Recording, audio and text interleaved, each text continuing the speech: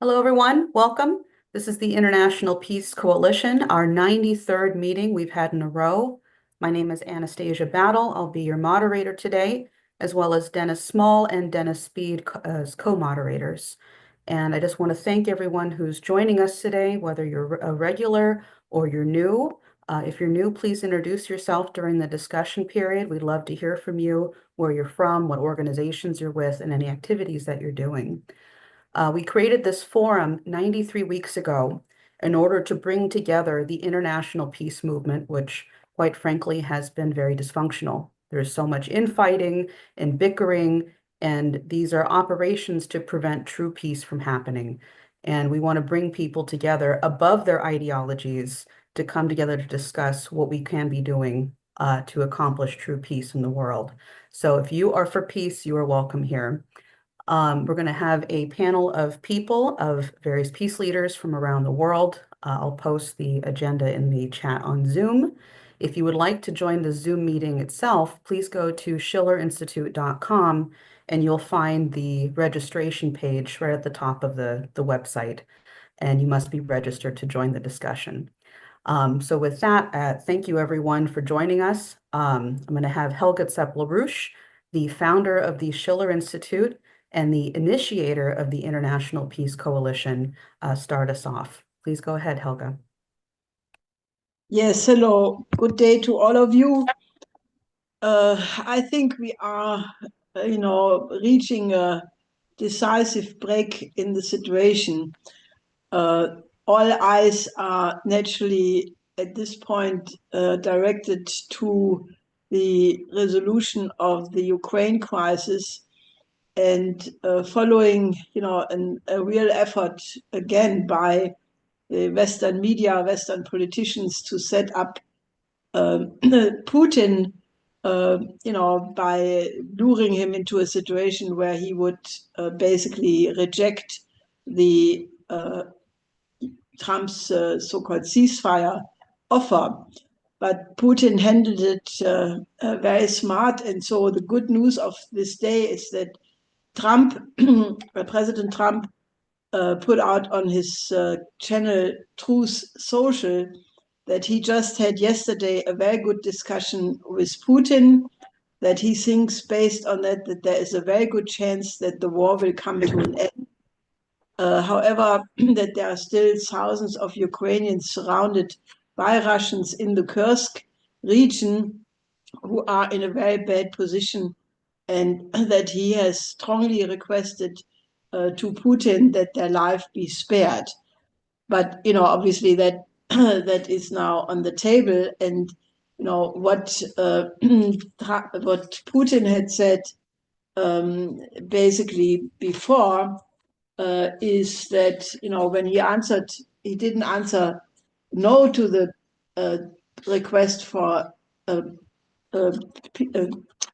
ceasefire, but he had pointed to the many difficulties which have to be addressed, namely that there is a 2,000-kilometer front line, and that if the ceasefire would only be used to regroup of the Ukrainians, for them to receive more weapons, train fresh recruits, so then obviously this would be very counterproductive, and therefore the security guarantees have to be arranged.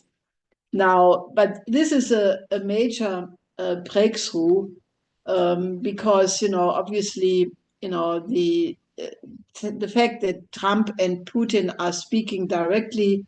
Also, Special Representative Witkoff apparently was in Moscow yesterday, briefing Putin on the details of the discussion in Saudi Arabia. So this, I think, is an extremely promising sign. Now, obviously, that is it's still in a very delicate position, but given the fact that the Ukrainian military side of it is, it's just a question of time when this war will come to an end for the sheer lack of soldiers and weapons. But that I emphatically want to say it's just the worst edge of the strategic crisis, which is calmed down. It does not yet mean at all that we are out of the dynamic, which is extremely dangerous.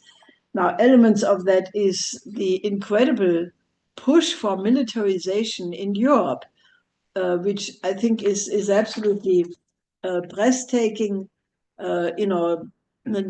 It has many elements. For example, Polish President Duda is now demanding nuclear weapons for Poland, and he wants to double the Polish army from presently 250 to 500 million soldiers. But more fundamentally is really the effort to the European rearm Europe plan by von der Leyen, which is the idea to basically on the 19th of March, they will issue some kind of a Euro bond to finance all of that. Now, it is interesting that the head of an Italian defense magazine called Difesa Online, his name is Gian Andrea Giuliani, he correctly said that Rearm Europe is not a defense strategy, but a financial plan to transfer public and private funds, including those of savers, including investment funds, to systems that feed the defense industries.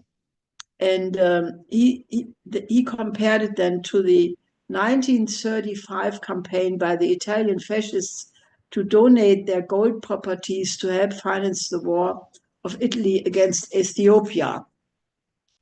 Now, today, just a couple of hours ago, in Germany, the Bundestag had a vote, and the CDU, CSU, Social Democracy, and the Greens agreed on the military budget, on the precondition to now enter coalition negotiations. I don't have the exact details of it yet, but it is this 400 billion plan for military expenditures, 500 billion for infrastructure. Much of it is devoted to building up the logistics for the military, and some larger sum, 50 billion or more, for the Greens for climate measures, which was the payoff to the Greens that they would support this. Now, this is all very dubious because this is all voted for by the old parliament, which just was voted out. And the Greens, basically have been paid off because they're not in the new government. And today there will be a ruling by the Constitutional Court deciding if this is legal or not, because there were numerous suits directed towards the Constitutional Court to basically challenge the legality of this procedure. But naturally, all of the whole European situation is really geared towards this militarization. For example, Rheinmetall, which is the largest German weapon producer, they just announced that they're probably taking over a plant from VW, which was supposed to be shut down in Osnabrück because of the crisis of the car industry. But they want to produce tanks and other things in this plant. And guess who is the largest shareholder in Rheinmetall? It's naturally BlackRock, of which Merz was the previous chairman of the board of the German section before he's now chancellor candidate and probably will be chancellor in the next German government. But it is really von der Leyen, with her militarization. It's nuclear. It's Macron offering the nuclear umbrella to all of Europe. And, I can only say there is a hysteria in Europe which is unprecedented. And I think that is becoming really a major problem. It's clearly an operation which we have to investigate more, because, who are the people pushing that? For example, there is now a new open letter by 18 senior academicians who basically say that the big threat now is not just Russia, but also the Trump administration. The USA is turning from being an ally and protective power into a security risk for Europe. And the people who have signed that, among others, are Christian Mölling, Carlos Massala, Claudia Major, Herbert Herfried Münkler. All of these are raving militarists. They used to be transatlantic spokesmen, but now with Trump in office, they are obviously on the British line. So we have to look into the pedigree of these people. They are on talk shows every single day in Germany and are really hyping up the population. So I think that we have gone one major step, and obviously if Trump and Putin can settle the Ukraine crisis, a lot of wind is taken out of the sails of these people. But there have been warnings already that, if the Europeans are trying to lure the Ukrainians against this Trump-Putin peace approach and try to continue the war, then we are really in a new situation. Now, it is obviously, that the other major crisis point, the situation in Gaza, we have both little steps in the right direction. That is naturally the Egyptian Arab-backed Gaza reconstruction plan, which has now been endorsed by Haaretz, because the Israeli government naturally immediately rejected it. But at the same time, the horrible events in Gaza and in the West Bank are continuing. There is now a new United Nations Commission of Inquiry, which was released yesterday. And this report states that Israel had intentionally attacked and destroyed the Palestinian territory main fertility center, imposing a siege and blocked aid, including medication for ensuring safe pregnancies, deliveries, and neonatal care. So this is obviously going on, and obviously is reflecting the situation that the Middle East crisis is absolutely far from being over. Now, the other things to look at is the fact that both in Panama, President Trump announced that he is, not excluding even the military option to take control back.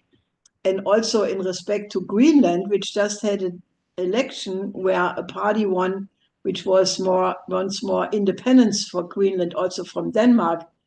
But President Trump again said that that the United States need Greenland, that it will happen, that he talked to Denmark. Denmark naturally doesn't want to give over authority over Greenland.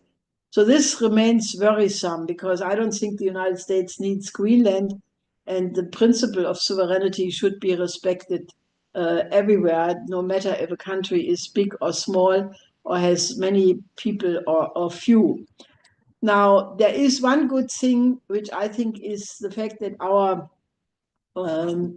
tireless campaigning for a solution on a higher level, namely a new security and development architecture, is obviously resonating. And I think the fact that Global Times yesterday had an editorial where they wrote a new security vision that is common, comprehensive, cooperative, and sustainable is required. The security of one country cannot be built on the insecurity of others. It is essential to promote and implement this new security vision in order to truly achieve long-term peace and stability on the Eurasian continent and in the world. So I think that, that really is a reflection of, I think, also the IPC process of the last, more than a year. And the three initiatives of President Xi Jinping, the fact that President Putin in his recent FSB meeting had also said that he thinks that now a European security and even global system is possible. So you have the Chinese, you have Russia, and naturally ourselves, the forces of the Schiller Institute, campaigning for such a comprehensive new level whereby all the war parties and interested parties would sit down, agree on principles like they did in the Peace of Westphalia, and then you can hammer out the details, the territorial challenges and requests and ethnic conflicts, religious conflicts, and whatever, but that you first agree that humanity is what counts as the one humanity, and we are sitting in the same boat, and we are the creative species, and therefore should be able to find a solution to any conflict on the planet. So I think that is, in a few words, where we are at, and I think it is very, very promising, but it needs a lot more activation of a lot of people. Thank you, Helga, for that excellent overview of what's happening in the world. And it is quite, I don't know, the chutzpah of seeing what Europe is doing right now to try to continue this war is absolutely amazing. So it's very, very important that we keep a pulse on this. I included in the chat the petition that you pulled together just a few days ago. Instead of rearming for the Great War, we need to create a global security architecture. And I would encourage everyone to take a look at it and sign it, and please distribute it to your organizations. It's of the utmost importance right now. But just to continue the dialogue process, we brought on really a good friend of the IPC, Colonel Richard Black. He's a former head of the U.S. Army Criminal Law Division at the Pentagon and a former Virginia state senator. And thank you so much for joining us, Richard Black, and always bringing your expert analysis in the world. Please go ahead. Oh, you're muted, my friend. Colonel Black, you're muted. There we go. Oh, Go ahead. try one more time. Try again. Okay. There we go. All right. Thank you for having me today. Over the past week, we've seen just one of the most hideous slaughters of Alawite Syrians that is imaginable. This is taking place in the coastal areas of Syria, and we have whole families being killed. We have jihadists storming into homes and just killing everyone. Last night, I received a phone call and information from a woman who is familiar with a family of 11 people, every single person killed, men, women, children, everyone slaughtered. And this is only one of many. The numbers are, the recorded numbers are up to about 1,500 Alawi civilians who have been murdered, butchered by the terrorists who are part and parcel of the new Syrian government. Let me give you just a little bit of background.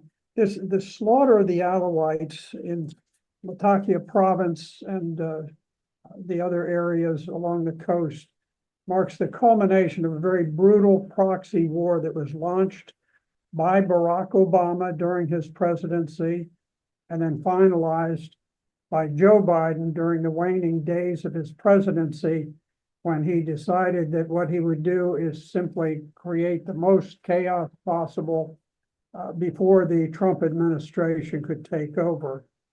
One of the principal things that he did was to orchestrate through the CIA, through Turkish intelligence, Mossad, the British intelligence, a very successful covert operation that collapsed the Syrian government, and particularly up in Aleppo, where the terrorists broke loose, and the government fell with relatively little fighting in this battle. They were exhausted by 14 years of Western blockades, debanking, sanctions, the U.S. military operation of their wheat fields and their oil fields, which effectively imposed starvation on the whole country. And so there was a collapse. Now, immediately afterwards, there was a fellow named Mohammed al-Jawlani. Al-Jawlani was a former lieutenant of ISIS leader Abu Bakr al-Baghdadi. He was once a prisoner of the U.S. Army, and he was mysteriously released just at precisely the time that the Central Intelligence Agency was activating secret Project Timber Sycamore in Syria, which was designed to launch a massive proxy war by jihadists recruited from all around the globe to enter Syria and overthrow the government. And Mohammed al-Jawlani was the founder of Al-Qaeda in Syria. And just as a reminder, Al-Qaeda this was the same group that had sent 19 men to stage the infamous 9/11 attacks that killed 3,000 Americans in New York and at the Pentagon. So the Central Intelligence Agency was an unwavering supporter of Al-Qaeda in Syria. And when finally the government of Syria, the constitutional government of Syria fell, then this fellow al-Jawlani took over. He changed his name to al-Shara, and he slicked back his hair, took off his uniform, put on a suit and tie, and said that he was a moderate and he was there to take the place of all of the tyranny under the Assad regime. And Assad, by the way, had the most democratic government in the Middle East. By comparison, the other countries, the Middle East, were essentially the Arab countries were ruled by kings, crown princes, and no one cast votes for these people. But it was different in Syria. They had a very advanced constitution that provided for freedom of religion, speech, women's rights. And now one of the first things that the Biden-backed government did was to declare al-Shara to be the president. There were no elections, and he immediately suspended the Constitution. So he ended women's rights, he ended religious freedom, he ended freedom of speech and freedom of religion. So the history that we have is very, very dark one in Syria. Crisis tracks back to 2011 when the Obama administration began by overthrowing Libya's Muammar Gaddafi, captured its arsenal of weapons, transferred them to Turkey next to the Syrian border under covert program Timber Sycamore. And since then, this proxy army that we supported so zealously has killed 500,000 Syrians through campaign of beheadings, legalized rape, crucifixions, and other atrocities. So now that these people have finally toppled the legitimate government of Syria, we now see this bloodletting where they just simply go into village after village and round up all of the people there, men, women, children, civilians, and execute them. Now this started with these secret combing operations conducted by al-Shara, the new president. And the combing operations were designed to ferret out leaders of the old government and kidnap and make them disappear. Veterans of the Tiger Division who had fought during the Syrian war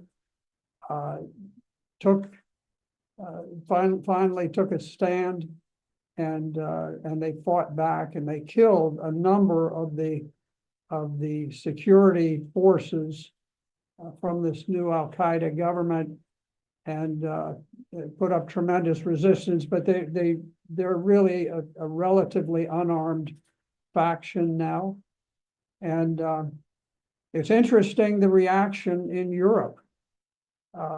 The reaction in Europe was to essentially blame this on President Bashar al-Assad, who is gone. He fled the country. There is no government. There is no organized Assad government remaining, no military force. But it was just convenient to say, well, you know, we've demonized this fellow over so many years. Let's blame him for what happened instead of blaming the new government. It's interesting that al-Shara, while he tries to distance himself from this mass murder, he sent out orders that they should stop taking videos of themselves murdering people and posting them online, because there are a great many of them on there. It is not hard to find the proof. They have pictures of people photographing themselves riding joyously and riding through these villages, and then they'll track down somebody, and he's perhaps climbing up, trying to get off the street level, and they simply gun him down and kill him. There are innumerable pictures, videos of the uniformed jihadist soldiers going through, rounding up men, women, children, and gunning them down. It puts us in an odd situation. So far, the only people who have given refuge to the Alawite people are the Lebanese. Lebanon has allowed many of them to cross the border into Lebanon. And the Russians have been put in a very awkward position where they're sort of, they still have bases in Syria, and they are there sort of at the liberty of this new Al-Qaeda government, and yet they made the decision at Hamiman, Russian military base in Syria, that they simply could not see these people slaughtered, and they opened the doors, and they admitted some 7,000 Alawite civilians to enter into the air base. And of course, they're all terrorized. One of them said, armed men were moving from house to house, attacking people as a form of entertainment. And said they declared jihad on us from all over Syria. So God bless the Russian commander who made that decision to open the Russian air base, that he just did not have the heart to watch people being slaughtered. We're in this odd position where, while President Trump was very much opposed to the war in Syria, he tried to end the war in Syria. But now there is no legitimate Syrian government, only this group of jihadists led by al-Shara. We have troops in northern Syria. We have troops in an area south of Damascus. I wish that we would put military pressure on the jihadists to stop the slaughter of these people. I want to mention before I close, the Alawites are widely known throughout Syria as the Friends of Christians. Together, the Alawite women, the Christian women are known as the bikini ladies because of their Western form of dress, their modern way of living. And the Alawites are clearly the most successful people. They're just a very modern, very intellectual group of people. And the destruction of those people, those really are the intellectual elites of Syria. And it is a great human tragedy to the world that we have overthrown a wonderful country through proxy war through these jihadists. So I urge the United States. Marco Rubio made an excellent statement coming out on behalf of the Alawite people and all of the minorities in Syria, and he held the new government accountable, and I certainly applaud him for that. Thank you, Colonel Black, for your analysis, which is always appreciated. You'll definitely include some more. I know you just wrote an article which was submitted. We'll make sure to include that in the chat as well. But thank you so much for your contribution to this discussion. I'm just going to make a slight adjustment to the lineup here, only because we have a special guest who is joining us from Gaza right now. His name is Dr. Faraz. He's a doctor currently in Gaza who has done multiple trips and works closely with Dr. Mark Perlmutter, we both of whom have been on this discussion. And Dr. Faraz has been in multiple war zones, including Ukraine. And I want to just bring him on quickly to give a direct report from on the ground there. Please, thank you for joining us. Yeah, thanks for having me. I hope the internet connection holds up.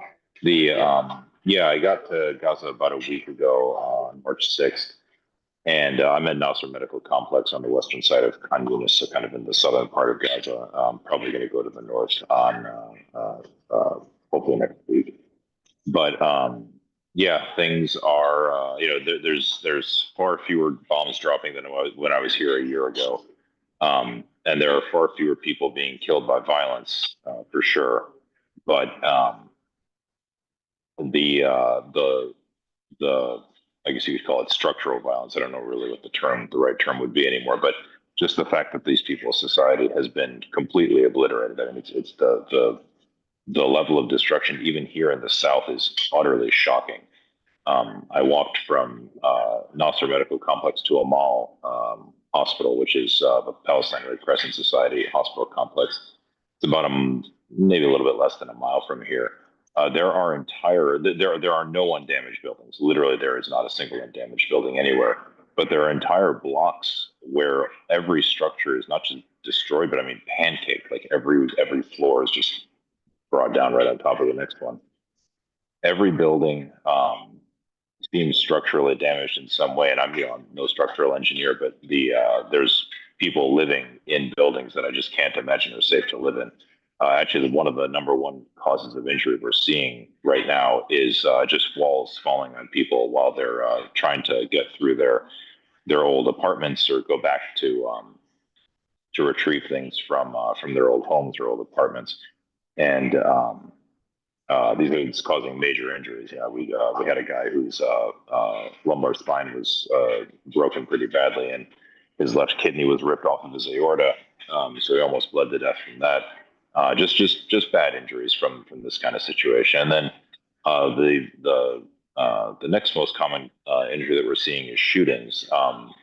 communists might be a little bit unusual in this way because there's currently a kind of a clan dispute going on with over what I have no idea. But to people, there seems to be a specialty of shooting your rival in both legs at the moment. But this is a symptom of the societal breakdown. I mean, if you cage people, destroy every structure that they have, and then starve them, some of them will start acting like animals. Then and the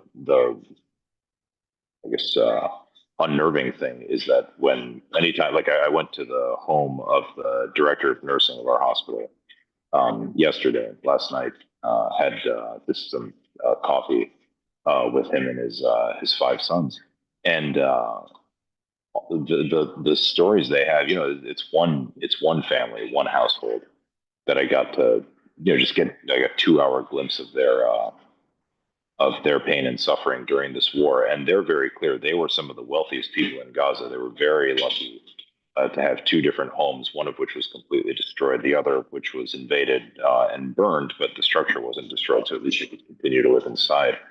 But just sitting there talking to these people about their experiences during the war, this is the time that son was injured. This is the time that son was injured. This is the time our house was bombed. This is the time.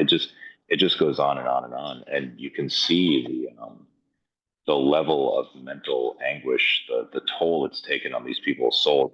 His oldest son was named Osama, and he was 17 years old, and he's kind of an Americanophile. He actually loves American culture. He's taught himself to speak English quite well actually just with American movies. And his big dream is to go to America. He doesn't know what he's going to do when he gets there. He just knows he wants to be there, wants to be in New York City. And but you can see, now he's meeting 2 American doctors. He could speak to them as much as he wants. But he just looks mentally, spiritually exhausted. There's nothing behind his eyes. He's not engaged in conversation. It's just very, very sad. And this is all our doing. I hate to say that the Israelis committed crimes here. We committed crimes here, and we didn't have to. And we should do something to make up for them. Anyway, sorry, I don't want to go on too long. I don't know how much time. But that's just, that's always my message that I try to give to people. This is our fault. We did it, and we need to do something about it.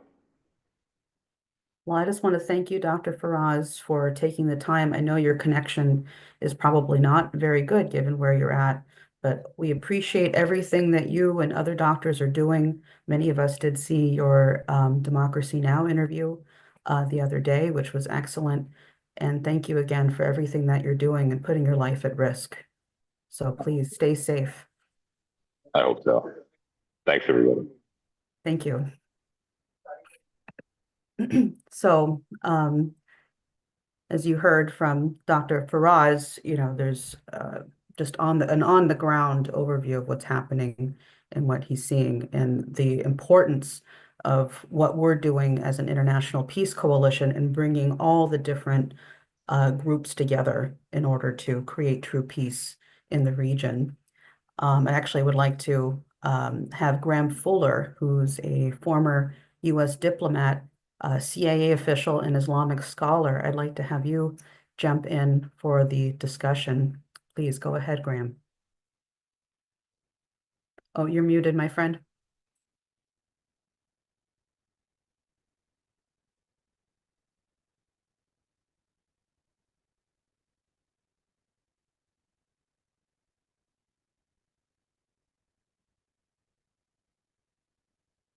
Try it now. I just sent a request to unmute. Can you hear me? Yes, there we go. Good, thank you. Thank you, Anastasia. Yeah, actually, the issue that I was asked particularly to address today is more the crisis of Europe. I'm very happy to stay on and talk about the ongoing, terrible, continuing butchery that seems to accompany so much of Middle Eastern life and politics. with a healthy input from the West and contributing to that. But in any case, I want to look at just a bit at the European situation, which I think is really in a state of unprecedented crisis. I think Helga referred to that earlier on. I have not seen such a crisis in Europe in my lifetime, at least. And I think Europe is now facing a moment of truth when it's going to have to decide who are we, what are our values, where is our orientation, and our geostrategic orientation over the much longer term. Somebody just the other day asked me, well, how do you define Europe? And I said, interesting question. One answer might be that there are two Europes. One Europe was the Allied forces at the end of World War II who contributed to the creation of NATO, and that would be mainly Britain, France, Italy after it changed sides, and Holland and Belgium and other states of that kind. But the second Europe really came in much later with the expansion of NATO, the original expansion of NATO, some years back, which declared almost all of the former Eastern European states that had been under Soviet domination in the Cold War and part of the Warsaw Pact. They were brought in to strengthen NATO and push its borders way far further to the east than they had been before. What's important about this is not just the geographical location, but the mindset of these two parts of Europe. The old, if you will, the former European entity, the Allies during World War II, very much came out of the long-standing European traditions, Western European traditions, whereas the Eastern Europeans, who then were brought in later, had been brutalized and undergone very negative experiences as being part of the Soviet Empire for a very long time. So each of these two groups brings a different mentality. And as we can see, the Eastern Europeans have an understandable anxiety about the nature of Russia. Some of these tensions and hostilities go back centuries. As a matter of fact, as the map of Eastern Europe has shifted unbelievably like some jigsaw puzzle over the years, moving borders north, south, east, and west, including this, that, and the other population, depending on when you look at it.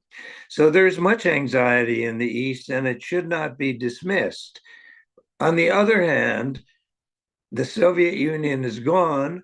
The contemporary state of Russia is very different in its ideology, its economy, and everything else. So I think it would be a mistake for the idea of traditional hostility to Russia to be perpetuated through the Eastern European states, as understandable as their anxieties may be.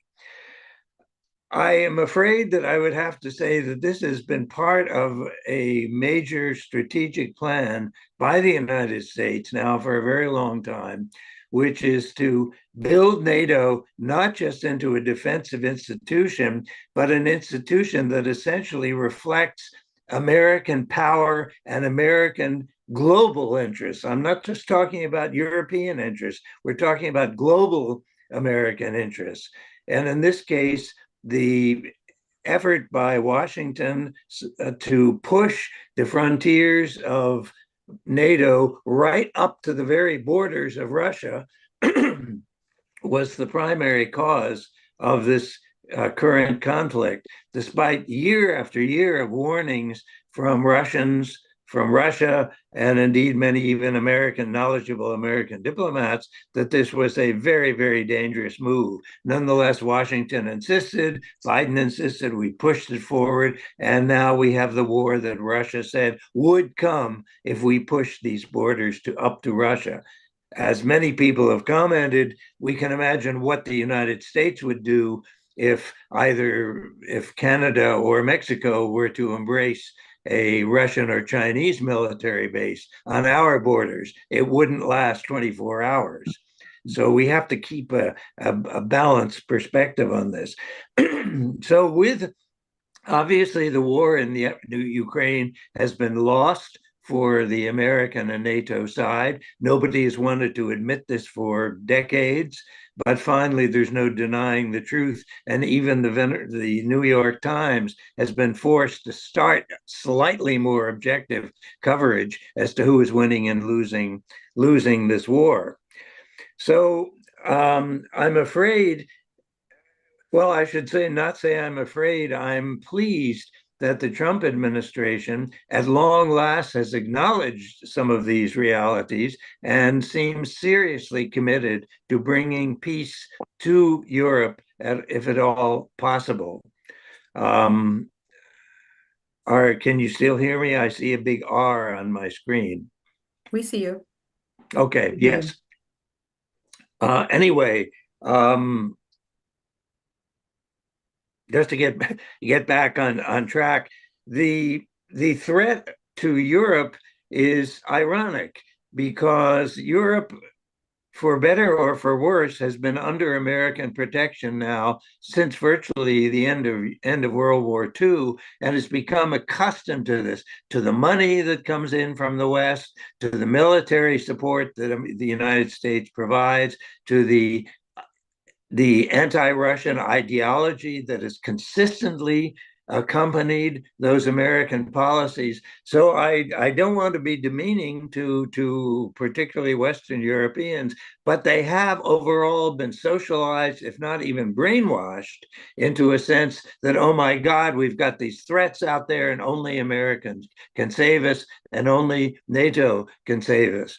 I've had European diplomats, when I've asked them about European policy, foreign policy, they'd say, we have no European foreign policy. NATO is our foreign policy. So we can see how Europe has really fallen into an extraordinary situation whereby the idea of peace in Europe suddenly becomes a major threat, ironically, to what the West Europeans think they stand for. It's quite unbelievable. And as Helga pointed out, there's now new agitation to rearm, to perpetuate this war in Ukraine, and to block the efforts by the Trump administration to negotiate this with Putin. I don't know where this is going to come out, but now I would argue Europe, especially Western Europe, but as a whole, Europe faces a major identity crisis. If they are not defined by NATO, then who are they? If they are not defined by a Russian enemy, then who are they? I don't think Europe at this point has any answers for this, except to suggest that, oh, well, we will continue the war even if the US pulls out. Well, that's a joke. I mean, any serious economists and military specialists know that it's impossible for Europe to maintain any kind of anti-Russian military policy in Ukraine. So I don't know where Russia is going to go, but I think the first task that must be addressed is the problem of deeply ingrained anti-Russian feeling. Okay, if you live in the Baltics, I understand that for eternity, it's uncomfortable living next to the Russian bear. If you're a Canadian, it's an uncomfortable thing to be living next to the American eagle. Or if you're a Mexican, as our Latin American followers know, it's very uncomfortable to live next to American power. So for Ukraine and other states, it is uncomfortable, but there's no reason why this cannot be addressed, as Helga mentioned and others have mentioned, by a common European security policy, which takes the security interests of every single European state, including Russia, into consideration, so that there's no more winners and losers or this alliance against that alliance. Those days, hopefully, are over, and their absurdity can now be viewed.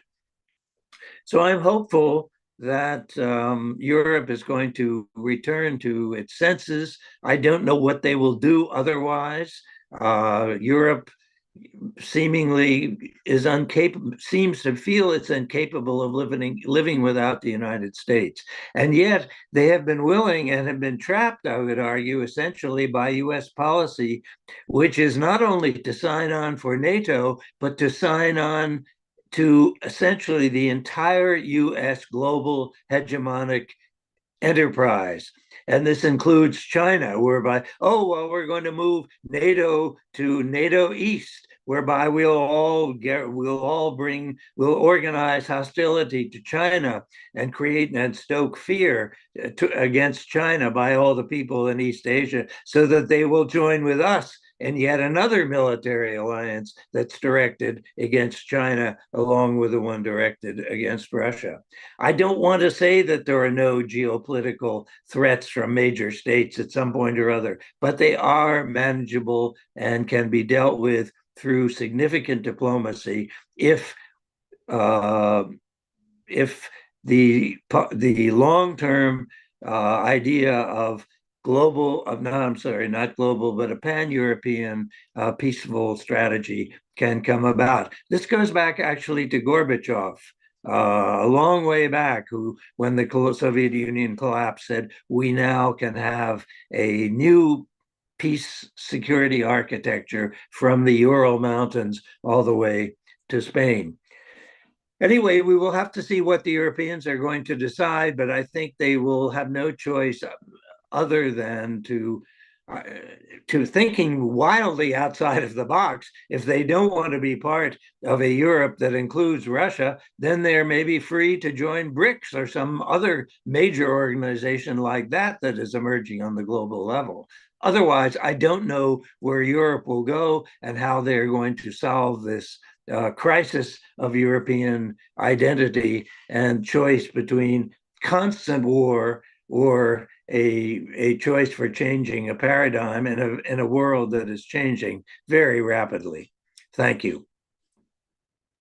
Thank you, Graham. Always appreciating your input to these dialogues. Thank you so much for doing that. I'd like to quickly go to Mossi Raz before it gets too late for you, who's a former Israeli Knesset member and former Director General of Peace Now from Israel. Thank you so much for joining us, Mossi Raz. Thank you. Good evening for us here, morning for you. I've heard Dr. Faraz from Gaza, and I hope that this war will be coming to an end soon. So many crimes were committed and so many people are suffering. The Arab League convened last week, March 4th in Cairo, actually agreed upon the Egyptian plan, more or less, which is a good plan to start working with when we want to solve the crisis in Gaza. And later between Israelis and Palestinians at all. They actually want to make the reconstruction of Gaza. Of course, there are a lot to develop there. They are going to raise a lot of money for that. And actually what they say, I'm saying in my words, maybe in a better way, I think, because I think there are some missing parts in their plan. First, we have to reach an agreement for ceasefire, releasing of the hostages, all the hostages, not only the Americans, and yes, releasing prisoners. Second, the Israeli army has to withdraw from Gaza, and then international power should come for a while. Until the Palestinian Authority is powerful enough to take responsibility. In this time, Hamas has to be disarmed because Hamas, I think, it's not only because Hamas committed war crimes; it's because there is no option for a Palestinian independent state if there is more than one Palestinian weapon. And the weapon should be by the state, not by any militia, not by any party, not any organization, not any family or whatever. It's going to take time. It's not easy because Hamas is very powerful. Unfortunately, right now, probably more than the Palestinian Authority. But with this Egyptian and Arab plane, I think things can be different. Then they want to nominate a committee of technocrats. Yes, I saw some of them are part of a Fatah party, but most of them are not part of any parties. They are professionals. I understand that they are vetted by the Palestinian Authority, by Israel, by the Egyptians, by everybody. So countries can more or less agree upon them. And they have to run Gaza as a kind under the Palestinian Authority. And of course, we need a political horizon. Yes, if we don't have peace, we will have another war. So we have to reach an agreement for the long run. One of the options is to have elections in Palestine after 1 year. The last elections were 19, a little bit more than 19 years ago. And but anyhow, of course, they need elections. By the way, the last elections were very democratic, where international observers could watch and see. And after that, we have to start working towards the Arab League peace initiative from 2002, meaning 2 states in 67 borders with swap replacement of territory between the nations. Of course, this is not the only crisis in the Middle East. I see the terrible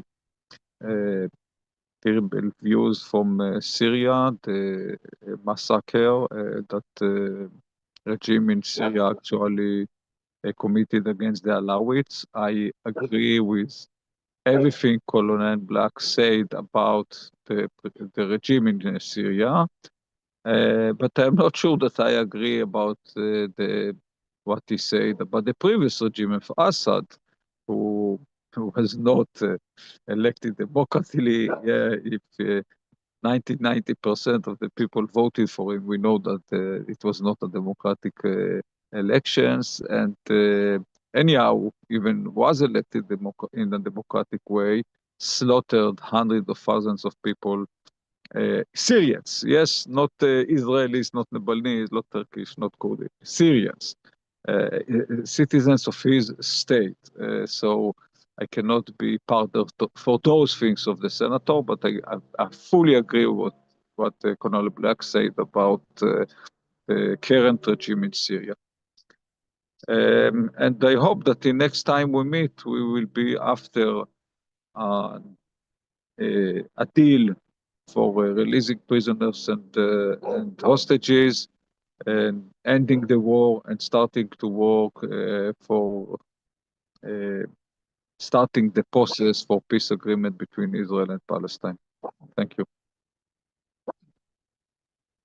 Thank you, Mossi Raz, for your contribution to the discussion. I know that we have a lot of people on, and there's probably reactions and whatnot going on, but I think we need to have these kinds of dialogues from the many different layers, and we should be able to talk these things through. So I just want to assert that while we're having this dialogue, we'll definitely have a more open discussion in a few moments. We're going to go next to Ray McGovern, who is a very good friend of the International Peace Coalition, incredible interventionist, former CIA analyst, and co-founder of the Veterans Intelligence Professionals for Sanity. Thank you for joining us, Ray. Please go ahead. Can I be heard? Yes, you can. All right. Well, thank you, and I apologize for my delay this morning. I was listening intently to what my former colleague, Graham Fuller, was saying, and I want to identify myself with all the certainties and uncertainties that he identified. What I see now is a confidence on the part of the Soviet leadership. There we go. Russian leadership that I have seldom witnessed before. Number one, they've won the war in Ukraine. Number two, they're going to finish off the incursion into Kursk, Russia proper, in a very manifestly dangerous way for Ukraine. In my view, there are probably 10,000 still there, Ukrainian troops. And what's going to happen to them? Well, Putin himself said, look, we have them encircled. He has appeared in army fatigues at a Kursk command center. Very unusual. I cannot remember Putin appearing in army fatigues before. I go back a ways, but I can't remember that. So what's he saying? He said, we're going to finish off Kursk, okay? Now, we have encircled them. We don't know what their leadership is going to tell them to do. But, besides the Geneva Conventions, there are these terrorists, okay? And they are not covered by the Geneva Conventions. They're mercenaries from other countries. And what do we do with them? Well, but there are certain things that we can do to them that we couldn't do to normally POWs. So what am I saying here? I'm saying that Putin yesterday and the day before that is exuding confidence, as is Sergei Lavrov, the foreign minister, who entertained my colleagues, Judge Napolitano and Larry Johnson, and a blogger, and gave 90 minutes, that's like an hour and a half to them. And he too was supremely confident. He too has a very subtle but refreshing sense of humor, referring, for example, to Ursula von der Leyen, okay, as Führer von der Leyen. He might have said Führerin. I guess there's a feminine for Führer, but maybe not. And then, he was asked about Europe, and he said, well, Europe, well, Macron. And he accused Macron of lying. Says he lied about this, he lied about that. Of course he has. But what's unusual here is for the Russian foreign minister to be accusing a president of another country as big as France of being a liar. So Macron, he says, nuclear umbrella for the rest of Europe. Right, he says Lavrov. His 3 bombs. So what I'm saying here is that they're riding high. He spoke in English. It's getting around, although, as you would expect, that interview, however available for 2 days now, has not gotten much press at all. So what I'm saying is that these European people, I've been calling them political hacks who have a bubble to the top under, as Graham said, U.S. patronage and don't know what to do now. I mean, a very high Russian leader, I think it was probably Medvedev this week. I called them pygmies at the top of the Europe. They're delusional. It's time to either change or defeat them. Okay, so Putin says to his troops very ostentatiously, I want you to finish off Kursk as soon as possible. Whoa. So the heat is on from the Russian side. At the same time, I fear that they may be overconfident. What am I saying? Well, Macron has 3 bombs. Just one bomb can ruin your whole day. One bomb can lead to a nuclear exchange and the end of all of us, okay? So although they're very confident, they have an uphill struggle with Trump, who himself seems delusional on Friday and not so much on Saturday, but Sunday he'll be delusional again, like he's going to sanction Russia. I mean, give me a break. They tried that, and it's not going to work. So, what's the good news for all these pygmies at the top of European leadership.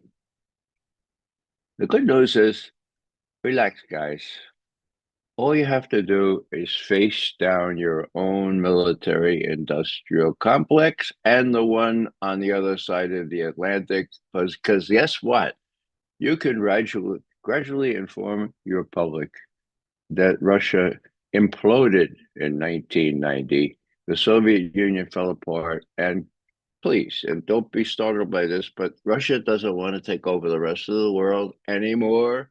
It doesn't want to take over the rest of Ukraine anymore, or Poland or the Baltics. As a matter of fact, when Biden and company said, "Do you think Putin will stop with Ukraine?" He already stopped, and most of you know that he stopped 6 weeks into that war. There was a deal in Istanbul, direct negotiations between Zelensky's best friend and the Russians. They agreed to stop. And of course, the US and the UK came and said, no, don't stop, because we will support you for as long as it takes. Don't stop. Okay.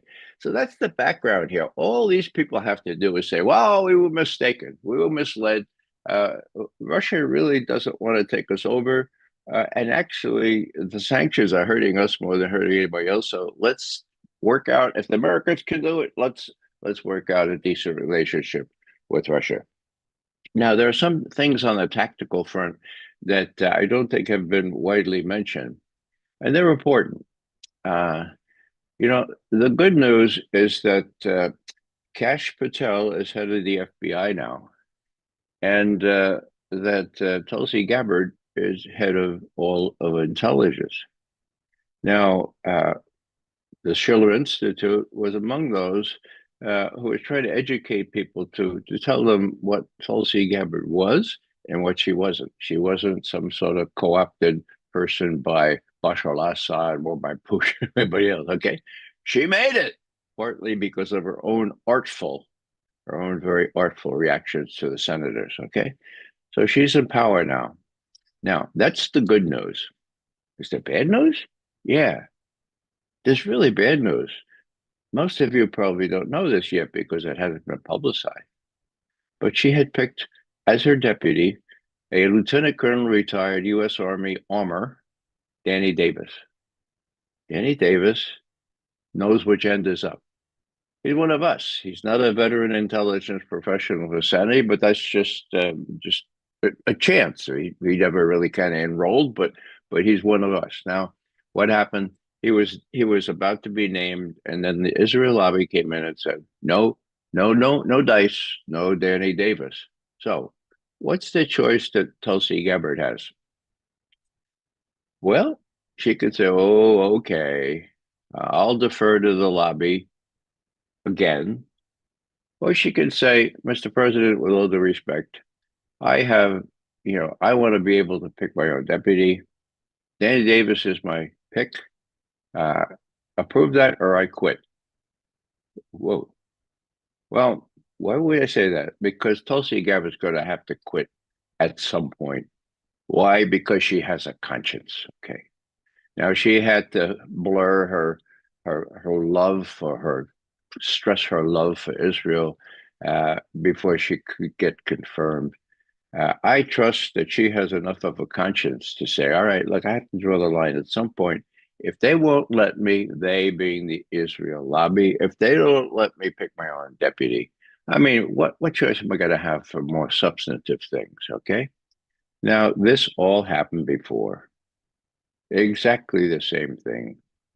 2009, the head of national intelligence, the director of national intelligence, name was Admiral Blair, okay? He picked Chaz Freeman, who's been on these pages. And Chaz is the best of the best, the brightest guy in Washington. He picked him to be the head of the PDB and the long-term national intelligence estimates as the deputy for those things. And what happened? The lobby came in. Chaz Freeman has the distinction of being in power for 5 hours. He was picked.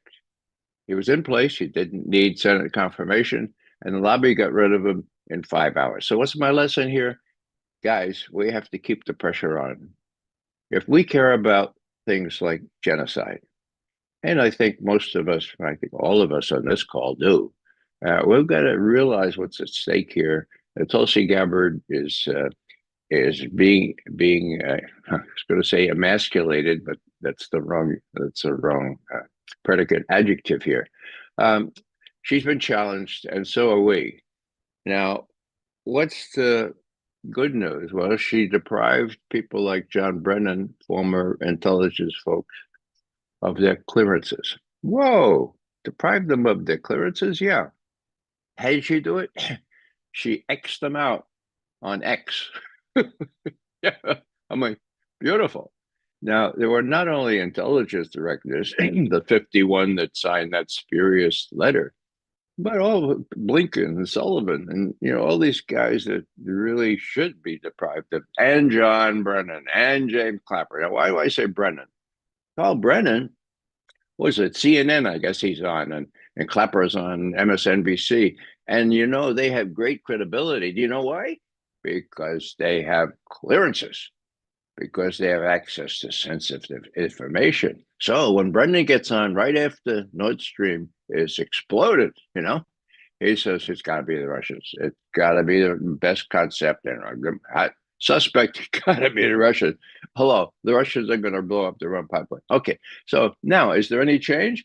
Well, I suspect that CNN will keep paying Brennan millions of dollars.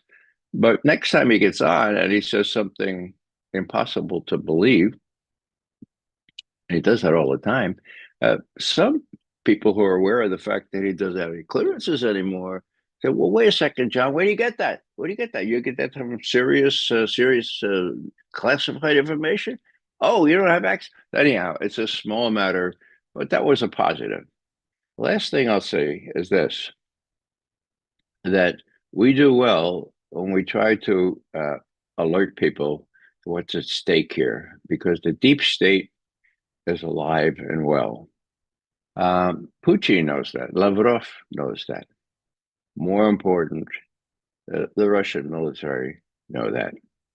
And the Russian military are concerned with the West's capabilities, not so much what they view to be their intentions, okay? So what do we have here? We have a situation where the Russians may be a little bit overconfident. Trump is saying one thing, then one day, one thing the next day.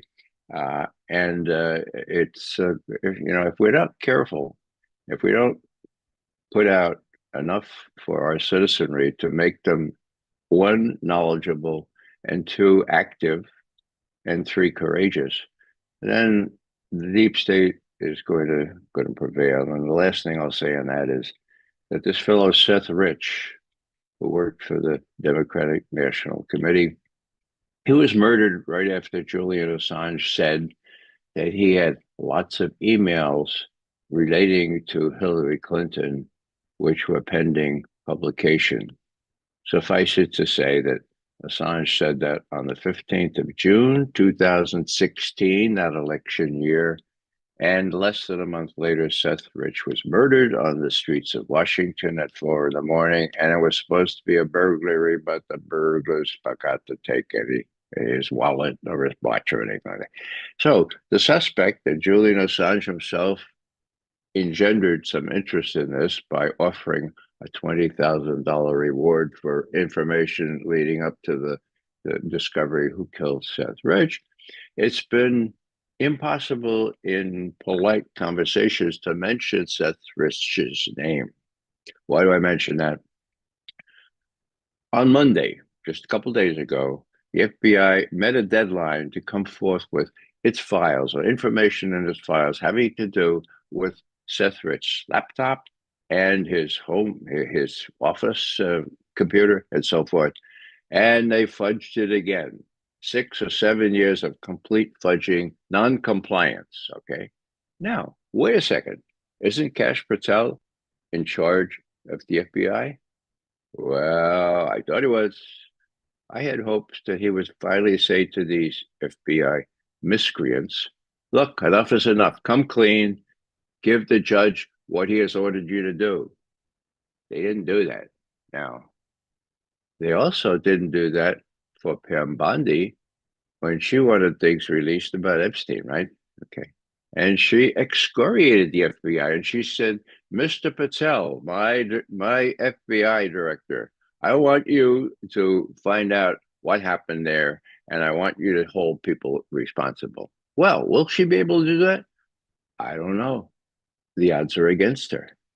I'll just quote Mr. Putin one more time. I think it was about 2 years ago, when he said, I've greeted several American presidents that once get elected, and they seem really, really nice and willing to deal. And then all of a sudden, I understand that the men with the dark glasses and the attaché cases and the nice suits, the nice suits like I'm wearing now, says Putin, they come in and they tell the president who's boss. Well, that seems to be happening now, but we were able to help, I think, Tulsi Gabbard get through the nomination process. We have to keep struggling here. We have to keep informing the American people what's really going on, not only about the pygmies at the top of Europe, but about these kinds of very important internal security things. And I'm in despair about their moves against the widow, the orphan, and the refugee. So let me just finish by saying, I used to quote Dr. Martin Luther King, but I think instead I'm going to quote someone you may have not heard of, Sevim Dagladin, who's was a Bundestag Abgeordnete, a member of the Bundestag, and she's with the Sarah Wagenknecht group, and they still have a chance, I think, of getting seats in the parliament because they've challenged the election results. Anyhow, Dagladin said this, and I'll say it in German first, just to make it sound better. Ready? Okay, it's very brief. Es ist unsere erste Pflicht, sich von diesem Königreich der Lügen nicht dumm machen zu lassen.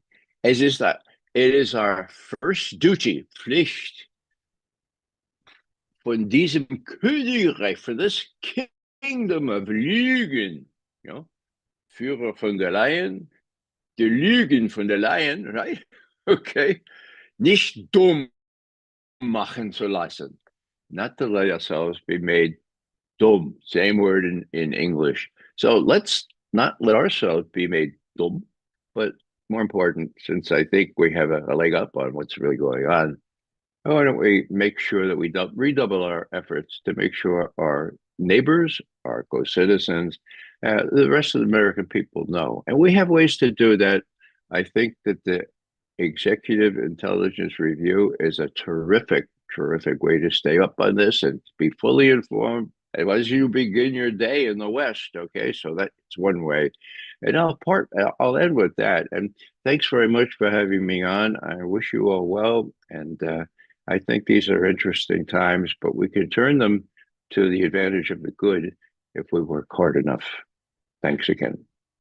Thank you, Ray. It's always a joy to have you on, and thank you for your analysis and also your explicit endorsement of this wonderful intelligence that EIR News provides every single day.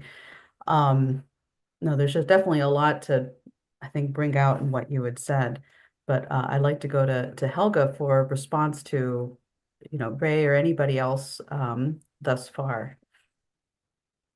Well, there are many things, but I want to answer to Graham because I think the division of Europe is a little bit different, fortunately, because I think that the establishment of Europe, which was a NATO-picked and NATO-dominated establishment for all this time, now with Trump in the White House, they switched immediately to the British. They are now under, and the EU in that sense always was the local or the regional version of the British Empire. And that color is now coming out by those who are on this militarization course. But against that, there are a lot of other tendencies. If you look at Eastern Europe, it's not so unified as you were saying, because you have Hungary, Slovakia, Romania, even they try to annul the election. Nevertheless, the presidential candidate who had the most votes is anti-EU and pro-Russia. Then even in Georgia, you have a very mixed situation, despite the fact that Maidans are going on. In many of these countries, you have a very strong voiced population who thinks not along the EU lines. Then Croatia just won an election overwhelmingly on that same profile. Serbia, is not EU, but nevertheless part of the combination. So I think that, and Austria also, a candidate, one who is actually on the same anti-EU profile, and just by machinations, they prevented him from being the new head of state. So the dynamic is very mixed, and I think Italy is sitting on the fence. Meloni has voiced statements that she wants to be a bridge between the United States and Europe. So it's very far from being unified. And I think, therefore, I do not give up hope about the identity of Europe, because, one of the reasons why I think it's worth fighting for Europe is because if you look at the longer arc of history, Europe has something important to contribute. And that is emphatically European classical culture, everything from the Italian Renaissance to the German classical period, the Danish classical period. I mean, there were many countries, even, in between Poland and Lithuania, you had the Jagiellonian Act, which fought for a constitution 300 years before the American Revolution, which had already many of the same principles in it. Anyway, so all I'm saying is there is a rich tradition, and if that would get lost, it would be a shame for all of mankind. That's why we have to fight to get the true identity of the Europeans back on the agenda. And for that, I have a real request to people like you, Graham, and also Ray, and others who may be on this program. I think that a weak flank is that the entire militarization plan, which is now taking off, is based on the ground that Putin will attack Europe, that he's not satisfied with Ukraine, that he will go into the Baltics, into Poland, and from there, he will even take other NATO countries on. And that is, in my best observation, and I'm for sure not a Putin agent, I think this is an insult to call me this way, but I think it would be extremely important to develop an argument which convinces the poor, misguided people who are believing the mainstream media, and they are really unbelievable. I mean, in Germany, you cannot turn on a news item, it doesn't matter if it's family programs, soap operas, religious programs, everywhere they have put in something horrible about Russia, something something nice about Ukraine. So it's a 24-hour brainwashing going on. And I think if one would, from an intelligence standpoint, and since you are the professionals, could develop an argument which cannot be countered because it's factual and it's so obviously convincing, that it is not in the interest of Russia, not in the intention of Russia to attack Europe. Because I think there would be many military analysts in France, in Germany, in Sweden, Switzerland, Italy, who all agree that that is ludicrous, but they don't have a voice right now. But if there would be something like intelligence professionals of the whole world unite, sort of thing, I think it could really put a dent into this whole narrative.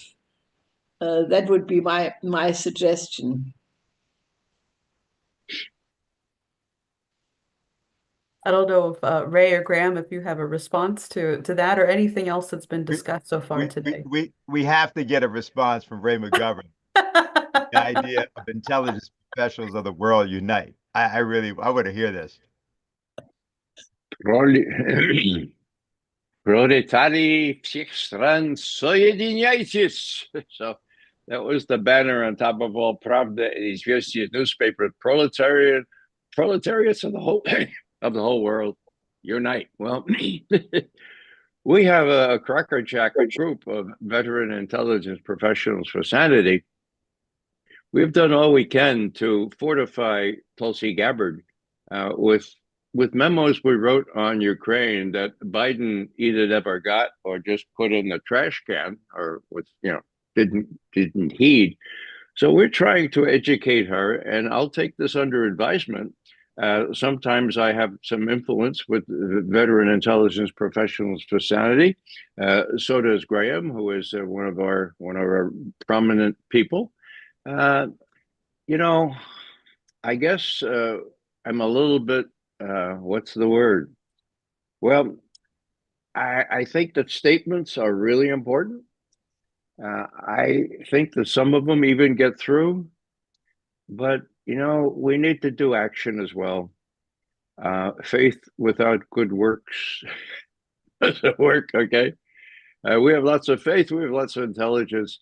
I think we have to find some way. Number one, to break in to the media in Germany. I mean, when you see the Germans still doing what they were doing under Ulf Kötte, who revealed this whole thing. He used to work for the Frankfurter Allgemeine, for God's sake, and he was paid by the CIA to write stuff. They're still being paid, okay?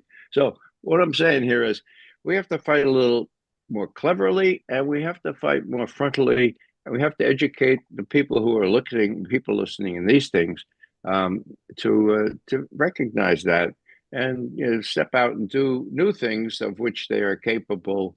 Again, my friend Dan Berrigan used to say the difference between doing nothing and doing something is everything.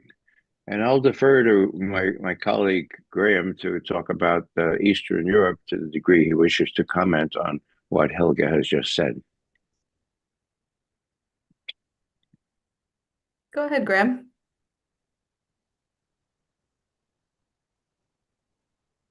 Yes, I agree. Excuse me. I agree very much with Helga's remarks and with Ray's supportive remarks on top of that. I think, to me, and I know Ray, he and I have separately talked about many of these things in the past, but I think, to me, the really depressing thing that came out so vividly in the course of this Ukraine war was how much Washington was able to impose its message and its entire vision of this problem, not just on the New York Times, which has always been a slave to government policy in the last, at least, 20, 25 years. It used to be a more distinguished newspaper than it is. And Washington Post, which is certainly a mouthpiece. But it wasn't just there. It would have been understandable if it was Times and New York and the Washington Post, but it extended to every single virtually American newspaper, and then gradually began to spread out across into Europe, into the Guardian, Frankfurter Allgemeine, and other such institutions, so that it became very vividly clear that the U.S. was very skillfully manipulating the opinions of major outlets, major newspaper outlets around Europe and even beyond, partly through paying them, partly through I don't know, all of these things. To me, what is very encouraging, and I know Ray fully agrees with me because he and I both support these same things, is the very exciting rise of alternative media on the internet. And both he and I and dozens of other really serious people, including Chaz Freeman, who we've all talked about as perhaps number one thinker on all of these things and the most powerful voice with the greatest credibility.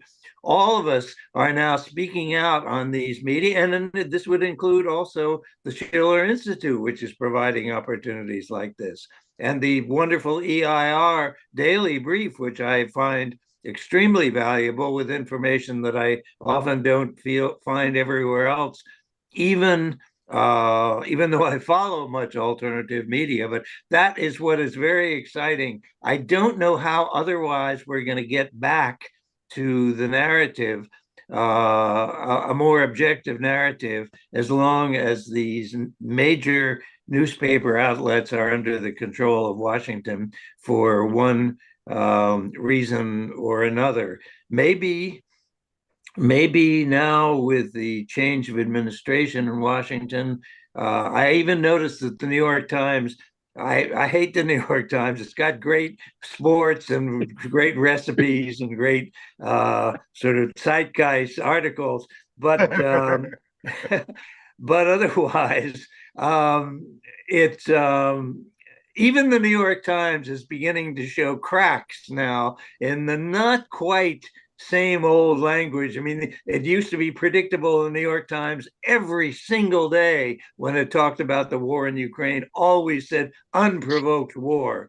Well, we know that was a lie, but now I sense that the New York Times is slightly retreating in the face of reality out there, and that gives us some hope that even the mainstream media may be forced into a little greater honesty than it has been under very vigilant U.S. government control for so long. Yeah, the New York Times definitely has been a recipe for destruction for quite a while.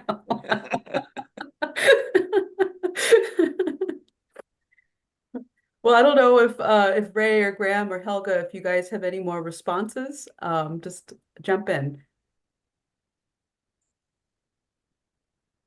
So if not, we'll go to the discussion period. We have people who are jumping at the bit. We've got a ton of questions coming in. We've got about 250 people on the Zoom, plus however many are on the live stream. And I think I will just go to that right now. So I just want to tell everybody, I'll make the announcement. We will be going to the discussion period. If you'd like to be part of the discussion with the members on the panel today, you must be registered. You can go to schillerinstitute.com, and right on the top of the page, there is an RSVP page.